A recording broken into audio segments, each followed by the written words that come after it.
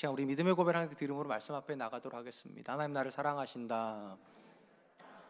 하나님은 내 인생에 크고 비밀한 계획 가지고 계신다. 하나님은 오늘도 나와 동행하셔서 그 계획 이루어 주신다. 아멘. 그렇게 될 줄로 믿습니다. 아멘. 저의 은사 목사님이신 홍정일 목사님께서 기독교의 가장 중요한 가치가 자유라고 강조하시면서 그 이유가 하나님의 이름이 자유이기 때문이라고 그렇게 말씀해 주셨습니다. 하나님의 이름이 자유인 이유는 이 자유라고 하는 단어의 한자 뜻이 자유, 스스로 자, 말미암을 유로 되어 있다는 점에서 하나님께서 모세에게 자신의 이름을 계시하시면서 여호와 곧 나는 스스로 있는 자라고 말씀하신 이 부분과 정확하게 일치하기 때문입니다. 하나님은 스스로 자유로운 분이시고 그러하기 때문에 하나님 안에 있는 자들은 하나님 주시는 자유를 경험하게 된다는 것입니다. 실제로 예수님께서 이 땅에 오셔서 하셨던 많은 말씀 중에 우리에게 굉장히 익숙한 하나의 말씀이 있습니다. 진리를 알지니 진리가 너희를 자유케 하리라. 진리가 자유케 한다는 이 말에는 기본 전제가 하나가 있습니다. 인류는 우리가 인식하든 인식하지 못하든 자유롭지 못한 상태에 있고 자기가 하나님이 아닌 죄 아래에서 종로로 타고 있다는 사실을 깨달아 하나님께 나가는 자는 하나님 주시는 자유를 경험하게 된다는 것입니다. 그런 점에서 성경이 말하는 구원은 근본적으로 하나님이 내재적 속성으로 가지고 계신 자유가 우리에게 임하는 사건이라고 이해해도 크게 틀리지는 않을 것 같습니다. 분명히 구원을 얻은 자는 그리스도 바깥에 있는 자들이 누리지 못하는 영적인 자유를 소유하게 됩니다. 근데 많은 분들이 이 자유를 성경이 말하는 개념으로 인식하는 것이 아니라 일종의 방종의 개념으로 인식하고 있다는 사실을 무시하기가 어려운 것 같습니다. 그도 그럴 것이 우리 주변에 보면 내가 구원을 받았기 때문에 마음대로 살아도 된다고 생각하는 굉장히 많은 분들이 있어요. 하나님 앞에서 이미 구원이 보장되어 있으니까 심지어 죄를 지어도 아무 문제가 없다라고까지 생각을 합니다. 그러나 이런 생각은 크게 두 가지 부분에서 문제가 있지 싶습니다. 첫 번째, 성경이 말하는 구원이 주는 자유는 절대로 죄에 대한 자유가 아니라 사실은 외부에서 오는 핍박에 대한 자유를 말하는 것입니다. 무슨 말인가 하면 아무리 환난과 공고와 기근과 적신이 우리를 어렵게 해도 하나님의 사랑에서 우리가 끊어지지 않았기 때문에 어떤 외부적인 핍박에도 불구하고 우리가 흔들리지 않을 자유가 있다는 겁니다. 사람들은 우리를 향하여서 하나님 널 사랑하신다면 왜 그렇게 해? 하나님 사랑이 끊어진 게 분명히 이렇게 말을 해도 우리의 마음은 거기에 흔들리지 않을 자유가 있다는 것이지, 구원이 확실하니까 마음대로 죄 지어도 된다, 그거하고는 상관이 없습니다. 두 번째로, 만약 구원의 자유가 굳이 죄와 더 관련을 맺어야만 한다면 이 구원이 주는 자유는 죄를 편안하게 지을 자유가 아니라 사실은 죄를 거절할 수 있는 자유입니다. 우리가 그리스도를 알기 이전에 우리는 죄의 다스림 안에 있었기 때문에 우리는 거절할 수 없었습니다.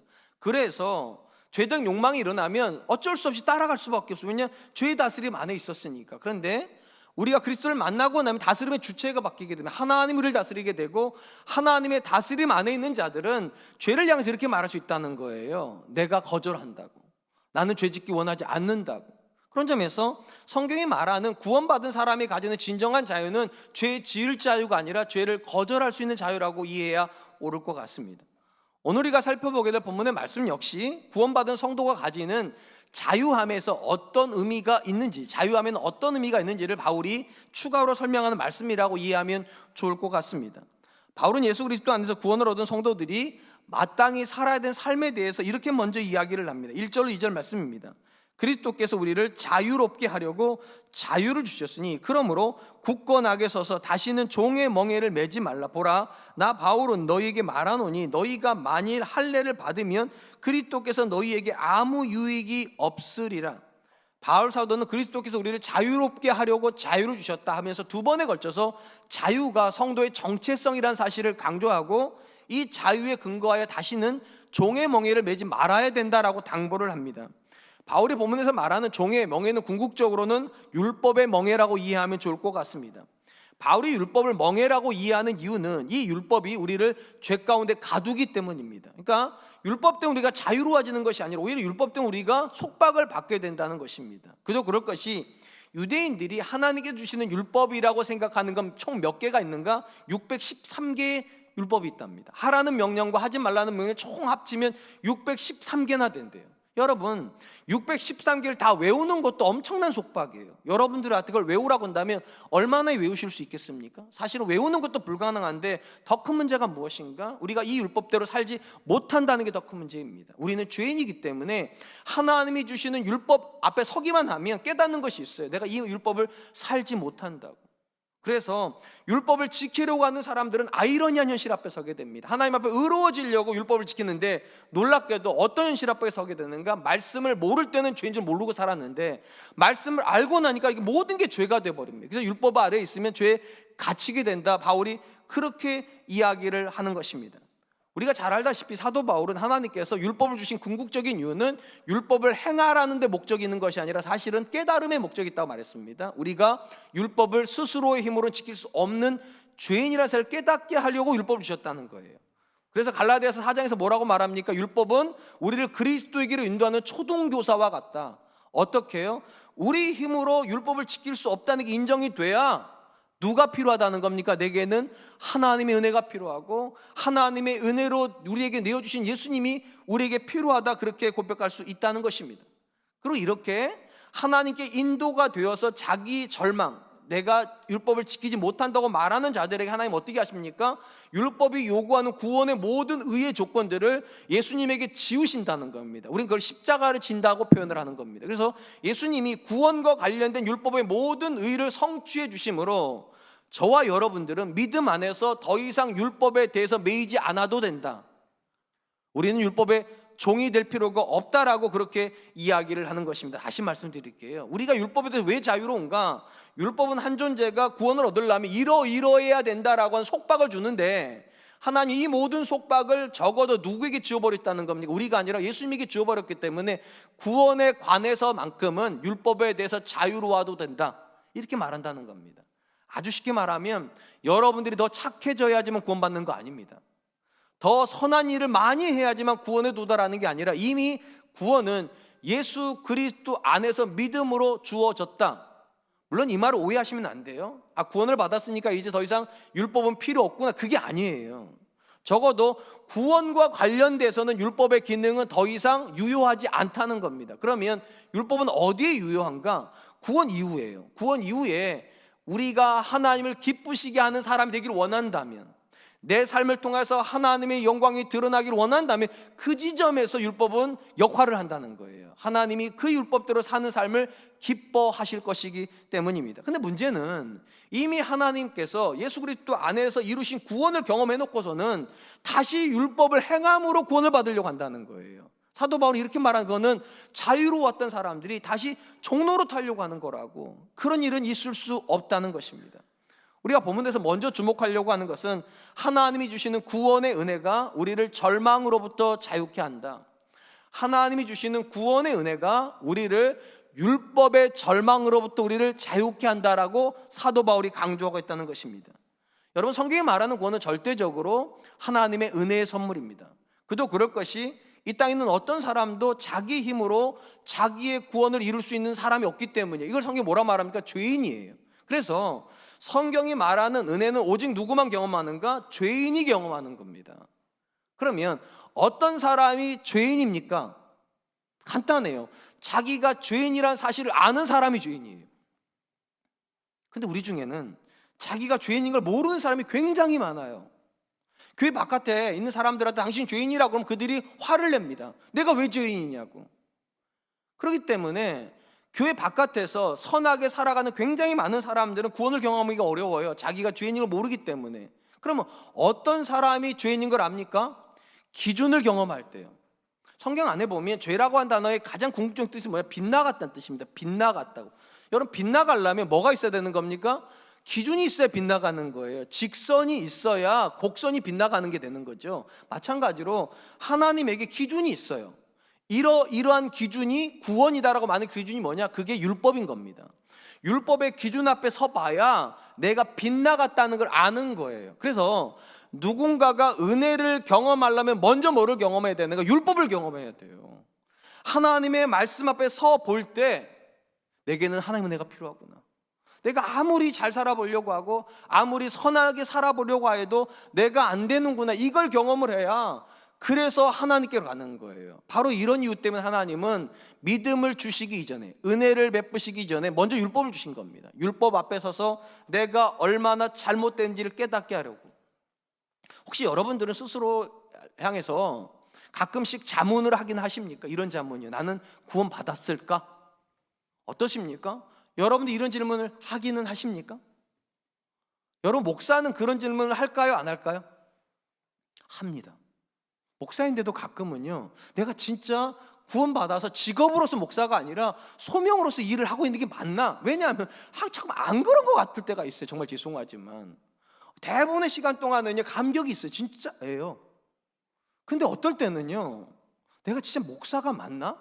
내가 진짜 하나님의 부르심을 받아서 구원받아서 소명으로 목사를 하고 있나? 이런 생각들을 할 때가 있어요. 그럼 여러분, 우리가 구원받았다는 걸 어떻게 확인을 할까요?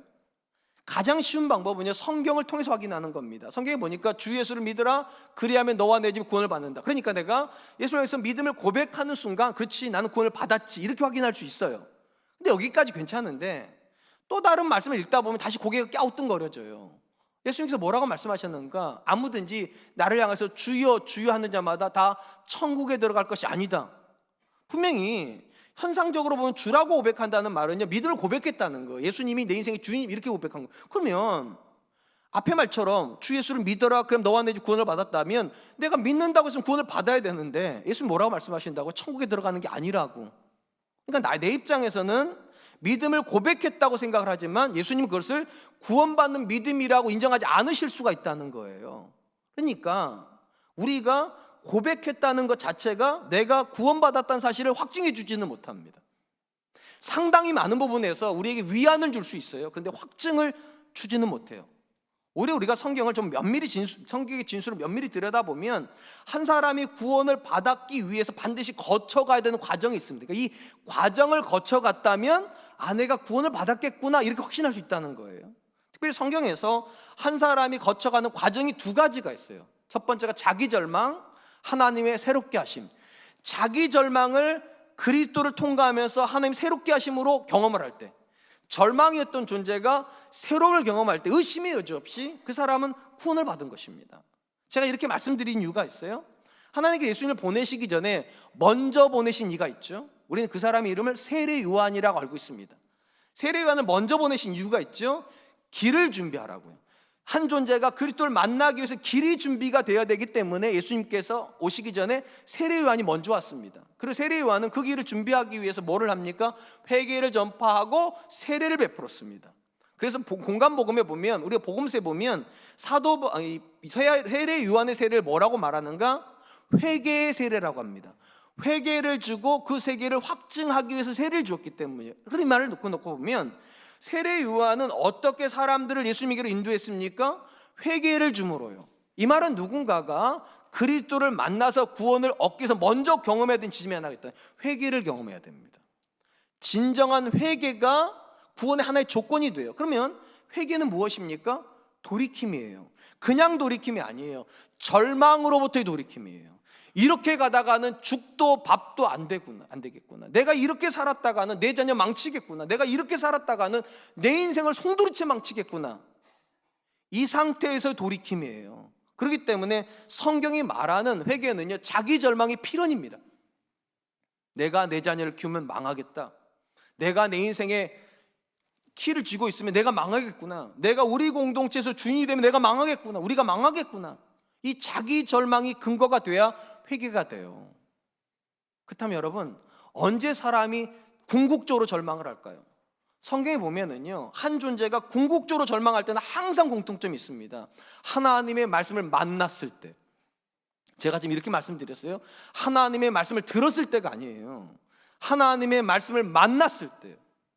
우리가 잘 알다시피 베드로 사도가 사도행전 2장에 보면 성령이 임한 순간 그 자리에 있던 모든 사람들에게 설교를 합니다. 분명히 그 자리에서 굉장히 많은 사람들이 다 베드로 설교를 들었어요. 근데 딱 3,000명만 뭐라고 말합니까? 그러면 형제들아, 우리가 어찌해야 될까? 절망을 경험해 버렸어요. 잘못 살았는데 그러면 어떻게 해야 되냐고. 언제 절망을 한 겁니까? 하나님의 말씀을 만났을 때요. 그 자리에 굉장히 많은 사람들이 다 말씀을 들었는데 딱 3,000명이 그 말씀을 만나버렸어요. 내가 잘못됐다고 만나버린 거예요. 그 전까지는 내 아내가 잘못됐고, 내 주변 사람이 잘못됐고, 내 환경이 잘못됐고, 내 부모가 잘못됐다고 생각했는데 하나님의 말씀 앞에 서니까 궁극적으로 내가 잘못됐구나. 어떤 사람도요, 말씀이 없이 절망할 수는 없습니다. 하나님이 왜 우리에게 자꾸만 말씀을 들려주는 줄 아세요? 절망하라고요. 하나님의 말씀 앞에서 내가 잘못된 삶을 살았구나. 그러니까 아무리 많은 사람도요, 하나님의 말씀을 들어도 안 바뀌는 이유가 뭡니까? 안 만났기 때문이에요. 말씀을요. 그 말씀 앞에서 절망을 경험하지 않았기 때문에 사람이 새로워지지 않습니다. 한 번만 생각해 보세요. 여러분, 내 생각이잖아요. 그러면 생각 고쳐먹는 게 뭐가 어려워요? 근데 안 고쳐지잖아요. 내 마음이잖아요. 인생사 마음 먹기 나름이라면서요. 그럼 마음 좀 기쁘게 먹고 긍정적으로 먹으면 될 것 같은데 내 마음인데 안 되잖아요. 여러분, 말 좀 곱게 하면 얼마나 좋아요? 내 혓바닥이잖아요. 내가 곱게 하면 될 것 같은데 참 이놈의 혀가 내 뜻대로 안 돌아가잖아요. 아내한테 예쁘다고 말 한마디 하면 얼마나 좋아요. 근데 꼭 그냥 할미꽃이라고 그러고, 아니 그거 좀 예쁜 꽃이라고 말해주면 되는데 거기다가 꼭 내 혀인데도 내 마음대로 안 돼요. 그때 느끼는 게 뭡니까? 뭔가 잘못됐구나 느끼는 거. 뭔가 잘못됐고, 근데 그냥 뭔가 잘못됐다고 느낄 때는 몰라요. 근데 하나님의 말씀 앞에 서서 그 말씀을 깨닫고, 모를 때는 내가 못 살았다면 이제는 깨달았으니까 이제 살아야 되겠잖아요. 살려고 해볼 때 아는 게 있어요. 안 되는구나. 이게 내 인생인데 내 마음대로 안 되는구나. 내 성격인데 내 마음대로 안 되는구나. 그럴 때 깨닫는 게 있어요. 하나님, 나 좀 고쳐주시면 안 됩니까? 내가 나를 고칠 수 있다면 왜 절망하냐고요. 내가 내 인생에 뭔가를 이룰 수 있는 존재라면 뭐하러 절망하냐고요. 그럼 성경에서 은혜라는 단어가 필요가 없어요. 근데 왜 성경이 은혜를 이야기를 하냐고요. 우리는 우리를 못 고칩니다. 율법을 우리에게 가르쳐주는 게 그거예요. 613개나 되는 조항 앞에 설 때 느끼는 게 있어요. 못하는구나. 몰라서 못하는 줄 알았는데 과거에는, 지금은 아는데도, 하나님의 말씀을 정확하게 아는데도 안 사라지고 못 사라지고 안 되는구나. 그래서 절망이 있어야 자유가 있어요. 은혜가 우리를 자유케 해요. 은혜는 이렇게 말하지 않아요. 내가 나를 바꾸는 게 아니라 하나님이 나를 바꾸신다. 내가 율법이 요구하는 모든 의를 이루어서 구원을 얻는 게 아니라 하나님이 예수 그리스도 안에서 내가 이루어야 될 모든 걸 이미 이루어 놓으셨고 그걸 나한테 적용시켜 주시면 하나님이 바꾸어 주신다. 그래서 회개를 하면 은혜를 경험합니다. 그리고 그 회개의 본질이 뭐라고요? 자기 절망이에요. 하나님, 나는 나를 못 바꿉니다. 그리고 놀라운 일을 경험하게 돼요. 분명히 이전에는 안 되던 일들이 되기 시작할 때가 있어요. 되기 시작할 때가요. 내 현대, 이전에는 그렇게 부정적인 말만 쏟아냈는데 어느 순간 이 혀가 부드러운 말을 쏟아내기 시작할 때가 있어요. 내 인상인데요, 그렇게 바꾸려고 노력을 해도 안 되는데, 피부과를 아무리 가도 안 됐는데 어느 날 내 인생이 선해졌다는 걸 느끼게 돼요. 지난주에 제 아내랑 어떤 집사님이 만나셨는데 그 집사님이 그러셨대요. 교회가 10년이 됐는데 목사님 인상이 달라졌다고. 좋은 사람 눈에만 보여요. 노력을 해도 안 되더라고요. 제가 아무리 노력을 안 되는데 어느 날 이게 돼 있는 걸 발견해요. 그때 알아요. 하나님의 은혜가 내게 임했구나. 내가 바꾸지 못하는 나를 하나님이 바꾸어 놓으셨구나. 여러분, 은혜가 주는 자유가 뭡니까? 절망으로부터 자유예요. 절망으로부터. 나는 안 된다고 생각했는데, 나는 내 인생이 안 되고 내 자녀 인생이 안 되고 우리 교회가 안 되고 모든 게 안 되는 줄 알았는데 은혜가 가능하게 놓으셨구나. 내 자녀가 바뀌는구나. 심지어 내 성격도 바뀌는구나. 내 인생도 바뀌고 내 인상도 바뀌고 심지어 내 인생의 모든 영역들이 이상하게 어느 날부터 다 따뜻하게 느껴질 때, 달라진 게 아무것도 없는데 은혜가 나를 지배하는 순간이에요. 은혜가 어떻게 자유를 줍니까? 여러분이 여러분의 인생의 주인이 아니어도 된다고 말해주는 거예요. 여러분이 여러분을 고치지 않아도 돼요. 여러분이 여러분 자녀 고치지 않아도 돼요. 하나님이 고치실 거예요. 하나님이 하실 거예요. 사랑하는 성도 여러분, 하나님의 은혜가 우리에게 임할 때 먼저 뭐가 임합니까? 절망이 먼저 임해야 됩니다. 내가 할 수 없다고 말해야 하나님께 맡기는 거예요.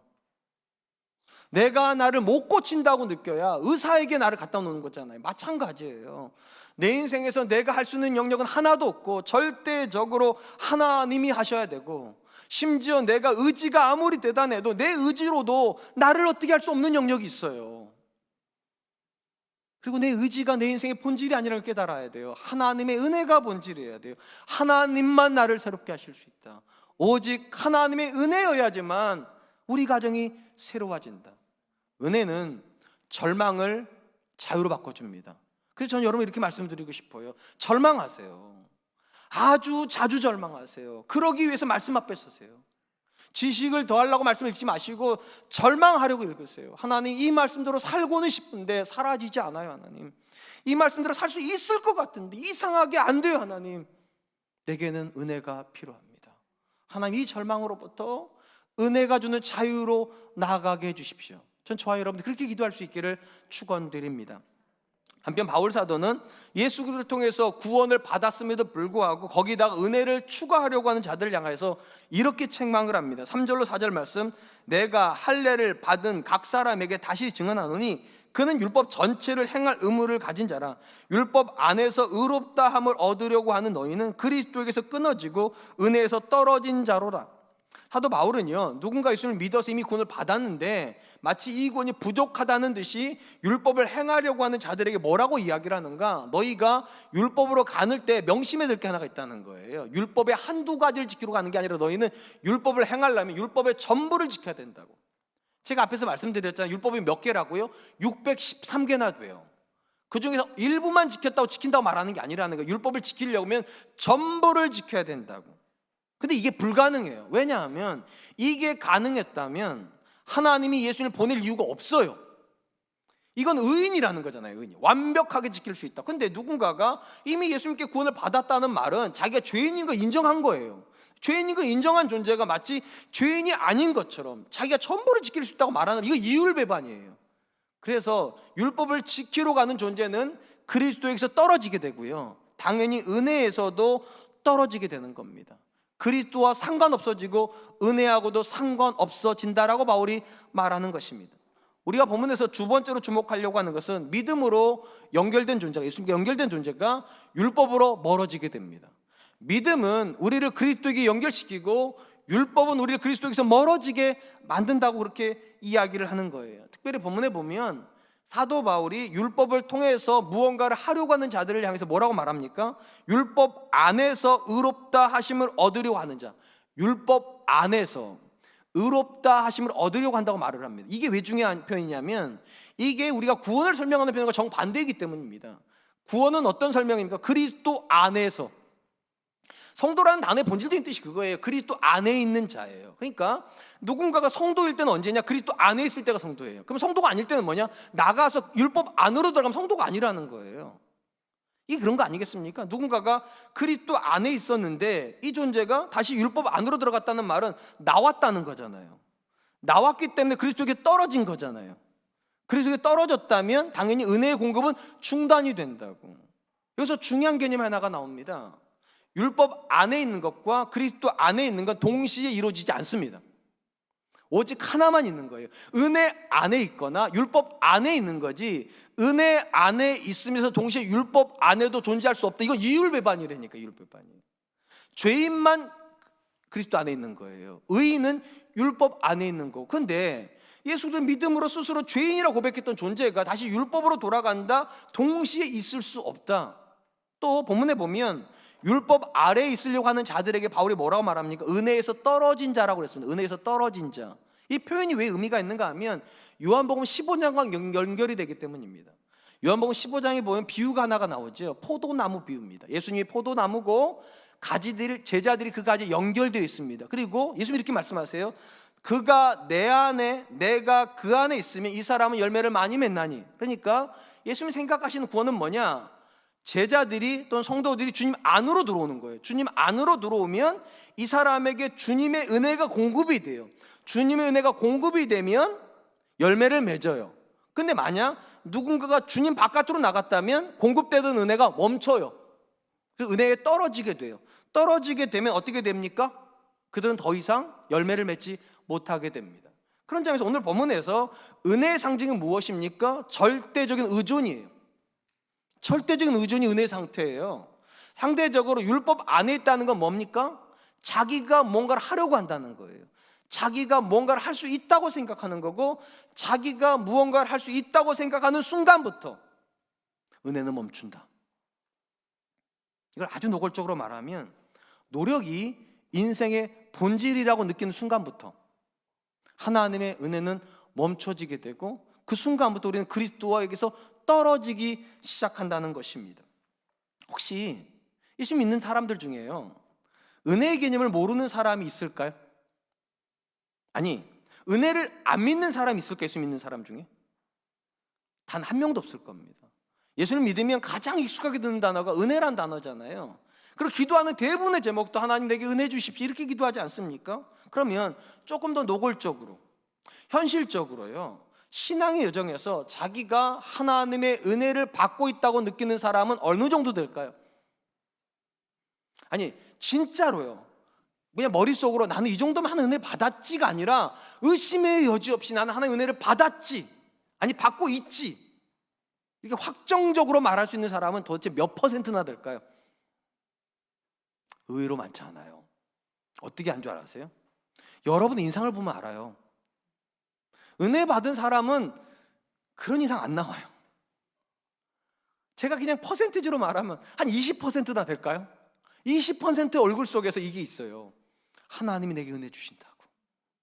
하나님은 의심의 여지 없이 지금 내 인생 가운데 계신다고. 분명한 건 모든 예수 믿는 사람들 다 은혜를 아는 사람들이고 은혜를 믿는데, 이 얼굴 속에 그 은혜가 없는 이유가 뭐냐는 거예요. 심지어 마음속에 하나님께 계속 은혜를 구하기는 하지만 하나님께 은혜 주셔도 감사한 제목이 없는 이유가 도대체 뭐냐는 거예요.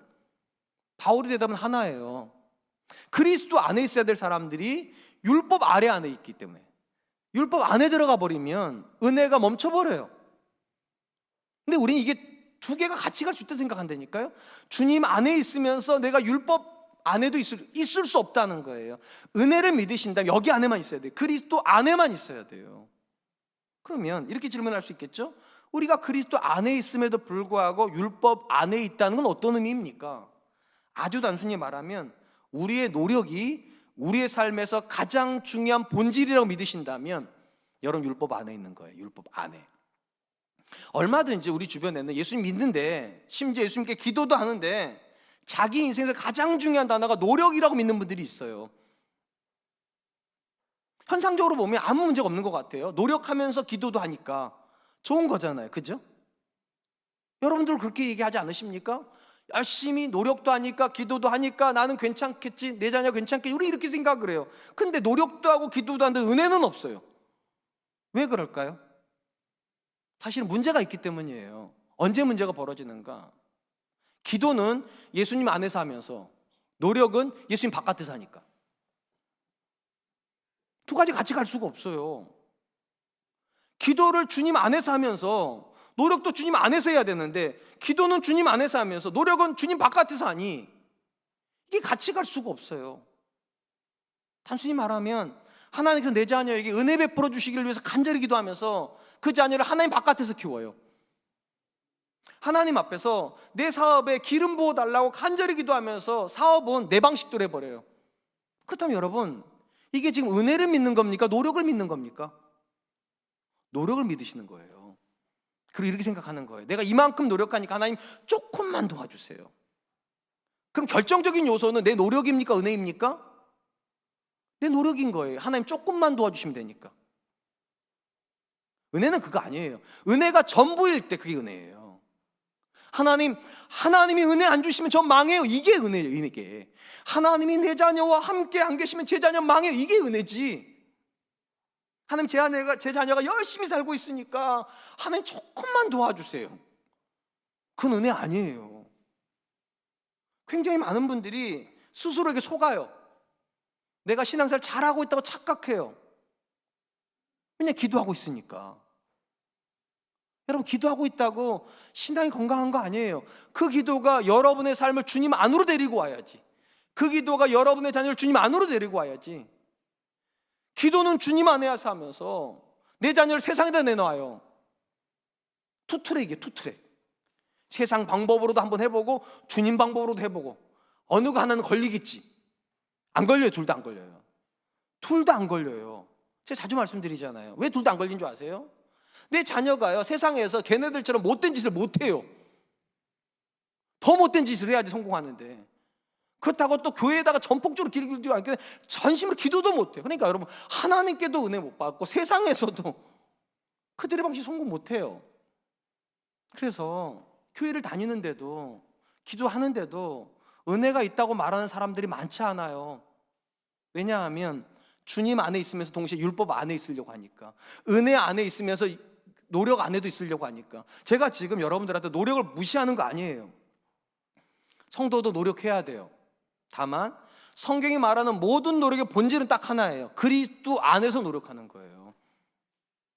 하나님의 은혜 안에서 노력하는 거예요.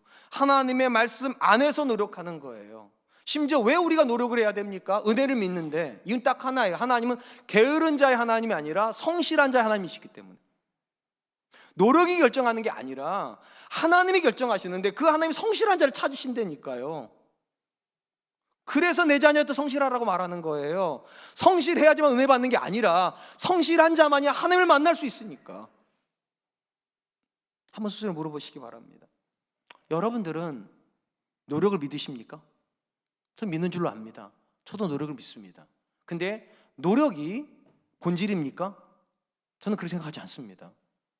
노력이 인생을 만들어버리면 하나님은 의미가 없어요. 노력이 본질이면 은혜란 단어는 없어져야 돼요. 은혜가 본질이어야 돼요. 그리고 이렇게 믿어야 돼요. 하나님이 기뻐하시면 된다. 하나님이 기뻐하시면 이루어진다. 하나님이 기뻐하시면 내가 간절히 원했던 그 일도 하나님이 이루어 주신다. 내가 노력해서가 아니라 하나님이 기뻐하셔서. 그래서 은혜가 주는 두 번째 자유가 뭔지 아십니까? 노력에 대한 자유, 노력에 대한 자유예요. 내가 이만큼 했으니 은혜 받는 게 아니라 하나님이 기뻐하시면 은혜 주신다. 제가 왜 이런 말씀 드린 줄 아세요? 여러분, 노력이 다 같은 값이 아니에요. 어떤 사람은 1시간 노력하면은요 1000단어를 외워요. 어떤 자녀는. 근데 어떤 자녀는 1시간 내 외워도 100단어밖에 못 외워요. 그럼 어떻게 이겨요, 여러분? 노력만 믿고 있습니다. 어떻게 이기냐, 노력만으로는요. 우리 이렇게 믿는다니까요. 노력은 씨 뿌리는 거예요. 누구 믿고요? 하나님 믿고요. 100단어밖에 못 외우는 아이가 하나님 안에서 1000단어를 외우는 애를 이기게 만드는 게, 그게 다윗이 골리앗을 쓰러뜨린 얘기 아니에요? 저는 그렇게 믿어요. 은혜가 결정하지 노력이 결정하지 않아요. 사랑하는 성도 여러분, 사도 바울이 고린도 교회에다 보내는 편지에 보면 이런 대목이 나와요. 나는 심었고 아볼로는 물을 주었으되 오직 하나님께서 자라나게 하시나니 그런즉 심는 이나 물 주는 이는 아무것도 아니로되 오직 자라나게 하시는 이는 하나님뿐이라고. 이렇게 말하는 거예요. 하나님이 안 계시다면 심는 게 무슨 의미가 있냐는 거예요. 하나님이 안 계신다면 물 주는 게 무슨 의미가 있냐는 거예요. 노력이 무슨 의미가 있냐고. 하나님이 계시니까 씨앗도 뿌리는 거고 하나님이 계시니까 물을 주는 거지. 성도가 왜 노력합니까? 하나님이 일하실 걸 믿으니까요. 이 사실을 믿는다면 절대로 하나님 바깥에다 못 심어요, 여러분. 내 자녀의 인생을 하나님 안에다밖에 못 심어요. 왜냐하면 자라게 하시는 분은 하나님밖에 없다는데. 세상에다 아무리 뿌려놓은들 어떻게 자라요? 어떻게 자라냐고요. 그 자녀 인생에다 아무리 뿌려놓은들 어떻게 자라냐고요. 그러니까 노력을 믿으시되 신봉하지 마세요. 하나님 믿으세요. 오직 자라게 하시는 이는 하나님이다. 은혜가 주는 두 번째 자유가 뭡니까? 노력이 여러분 인생을 결정하지 않습니다. 은혜가 결정합니다. 이렇게 말하세요. 하나님이 기뻐하시면 된다고. 하나님 조금만 더, 이런 생각하지 마세요. 하나님이 없으면 내 자녀 없다고 믿으세요. 하나님이 안 도와주시면 우리 가정 망한다고 믿으세요. 하나님이 일 안 하시면 우리 교회 망한다고 믿으세요. 그리고 간절히 그분을 매달리십시오. 그게 은혜 안에 있고 그리스도 안에 있는 줄로 믿습니다. 이제 마지막으로 바울 사도가 성령과 관련해서 성도가 마땅히 살아야 되는 삶이 있다라고도 교훈을 합니다. 5절로 6절입니다. 우리가 성령으로 믿음을 따라 의의 소망을 기다리노니 그리스도 예수 안에서는 할례나 무할례나 효력이 없으되 사랑으로서 역사하는 믿음뿐이니라. 사도 바울이 뭐라고 말하는가? 누군가가 예수 그리스도를 믿었다면 이후에 가장 중요한 건 율법을 따라서 내가 무언가를 하는 게 아니라 성령을 따라서 우리가 의의 소망을 기다리는 것, 이게 성도의 본질이라는 거예요. 다시요, 내가 뭘 하는 게가 아니라 성령이 내 안에서 무언가를 하셔서 우리가 의를 얻는 것이 신앙의 본질이다. 특별히 본문에서 사도 바울이 의의 소망을 기다린다 할 때 여기서 말하는 의의 소망이 무엇인가, 크게 두 가지 의미를 가진다고 학자들이 얘기합니다. 첫 번째, 현재적인 의미. 현재적인 의미가 뭐냐? 성령이 오늘도 내 삶에서 일해서 내가 그리스도를 닮아가는 존재가 된다고, 하나님이 의롭다 여기는 존재가 된다고. 이걸 우리는 신학적으로 뭐라고 말하는 거? 성화라고 부르는 거예요. 점점 좋아진다고. 이 현재적 의미고, 두 번째는 미래적 의미입니다. 우리가 아무리 좋아져 봐야 그리스도만큼 좋아지겠습니까? 안 된단 말이에요. 그렇기 때문에 그리스도 재림하시는 그 순간에 우리를 하나님 받으셔가지고 삽시간에 하나님께서 우리를 온전하게 바꿔놓으신다고, 의로운 상태로. 이거를 신학적으로 뭐라고 말합니까? 영화라고 부르는 거. 하나님 우리를 영광스러운 존재로 바꾸어 주신다고. 본문의 사도 바울이 이걸 현재형으로 썼는지 아니면 미래적 개념으로 썼는지 정확하지 않아요. 근데 강조점은 하나예요. 성도는 내가 노력해서 하나님께 의로워지는 게 아니라 오직 성령님께서 우리한테 일해 주셔야지만 하나님이 기뻐하시는 존재가 된다. 신앙의 가장 중요한 고백은 내가 아니라 성령님이라는 거예요. 본문에서 우리가 마지막으로 주목하려고 하는 것은 성도의 정체성은 성령이 결정하신다. 성도의 정체성은 성령님이 결정하신다. 율법이 결정한다면 율법은 뭘 가지고 기준을 결정하는가? 할례를 받았나? 무할례인가? 율법이 결정한다면, 그러면 성령이 결정한다면 뭐가 중요한가?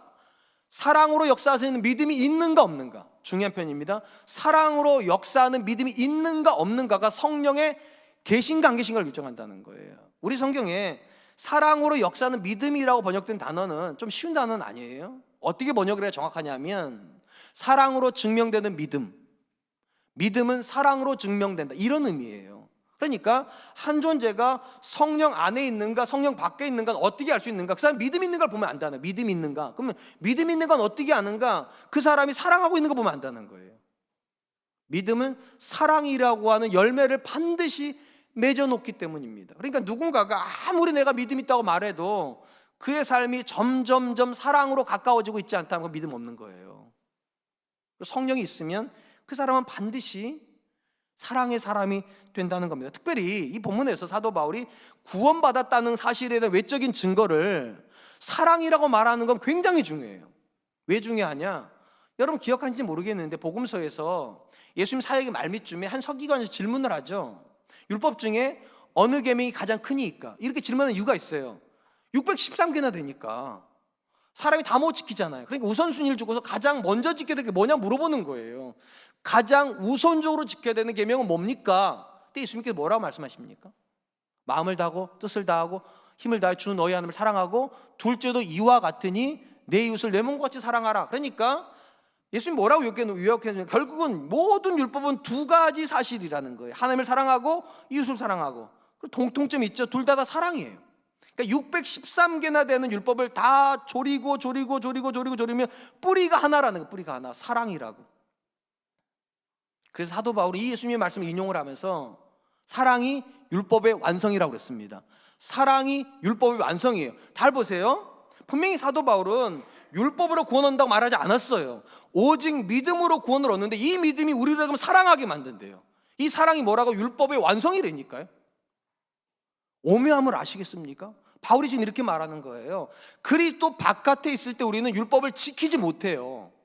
근데 그리스도 안에 들어오면 놀랍게도 우리가 율법을 지키는 게 아닌데 율법의 열매가 맺어진대요. 율법은 열매여야 된다는 겁니다. 내가 노력해서 이루는 결과물이 아니라 성령께서 내게 주시는 결과물이어야 된다고. 성령이 맺어주시는 열매가 돼야 된다고. 구원 얻기 위해서 율법을 행하는 게 아니라 구원을 받았기 때문에 자연스럽게 행하는 게 율법이어야 된다고. 누가 그렇게 만든다고요?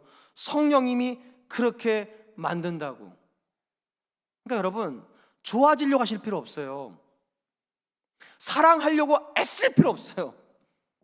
오히려 이렇게 하세요. 주님 사랑하려고 하세요. 성령님에게 도움을 구하세요. 그럼 어느 날 깨닫게 될 거예요. 사랑하고 싶지 않아도 사랑하는 날이 오실 거예요. 남편을 향해서 이를 가는 마음으로 사랑하는 분들이 계세요.